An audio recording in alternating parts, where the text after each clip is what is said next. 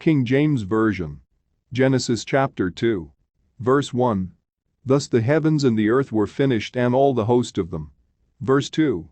And on the seventh day God ended his work which he had made, and he rested on the seventh day from all his work which he had made. Verse 3. And God blessed the seventh day, and sanctified it, because that in it he had rested from all his work which God created and made. Verse 4.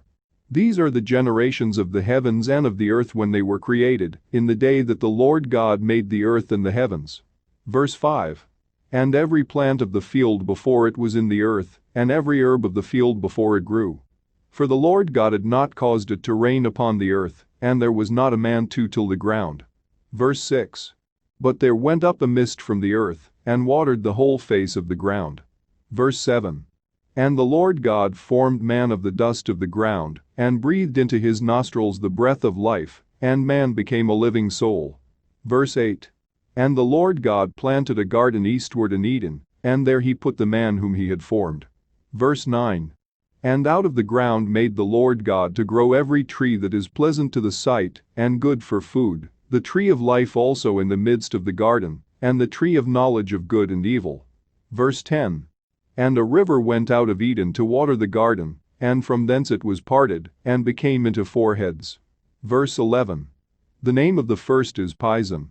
That is it which compasseth the whole land of Havilah, where there is gold. Verse 12.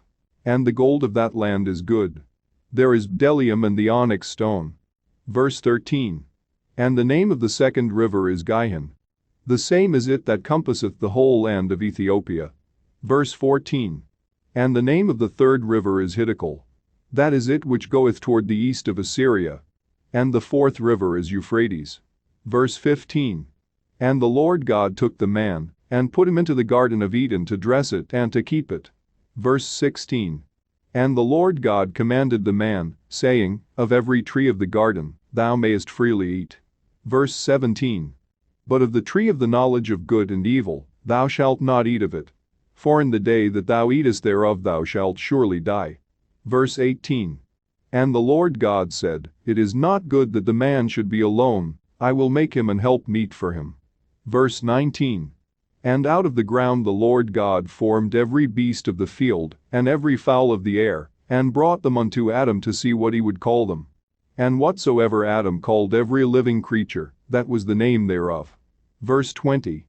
And Adam gave names to all cattle, and to the fowl of the air, and to every beast of the field, but for Adam there was not found an help meet for him.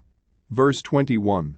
And the Lord God caused a deep sleep to fall upon Adam, and he slept. And he took one of his ribs, and closed up the flesh instead thereof. Verse 22. And the rib, which the Lord God had taken from man, made he a woman, and brought her unto the man. Verse 23. And Adam said, This is now bone of my bones, and flesh of my flesh. She shall be called woman, because she was taken out of man. Verse 24. Therefore shall a man leave his father and his mother, and shall cleave unto his wife, and they shall be one flesh. Verse 25. And they were both naked, the man and his wife, and were not ashamed. King James Version. Genesis chapter 2.